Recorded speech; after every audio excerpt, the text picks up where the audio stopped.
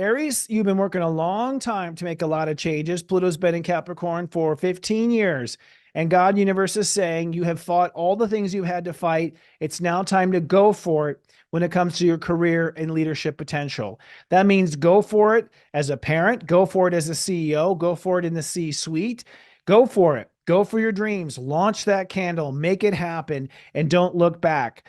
It's time for Arieses to once again lead the pack. You did fall behind as part of what you had to do to find your strength, but now you're ready to race ahead again.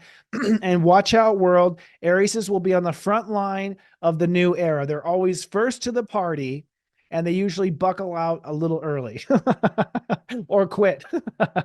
So it's time to launch that rocket with career and legacy. Now, this trines into Uranus in the house of investments and productivity. So you want to make sure that this rocket launch turns into money, turns into income. If it's not directly tied to income, I don't know if it's the right thing for you. You want to make money right away, or at least be on entry level. So if you're like the first person to buy Bitcoin or the first person to buy something that in the future, okay, that's cool, but don't make it a super long-term investment. We want to be able to have this pay off within 1 year. Okay. If it can't pay off within 1 year, I think you're making a mistake. You're shooting a little too far. Come down and focus a little bit more on the ground. But it is time for a career legacy change that directly leads to more money. Now, in the concept of your story, you are, for lack of a better term, rewriting your life's purpose. This might be the 5th or 6th draft. It's okay that it's taken this many drafts, by the way. Now this is the one you can count on. So it is time to intuit and make sure, yes, I was born to fill in the blank. So yes, I was born to fill in the blank, but this has to coincide with Neptune in your relationship to God.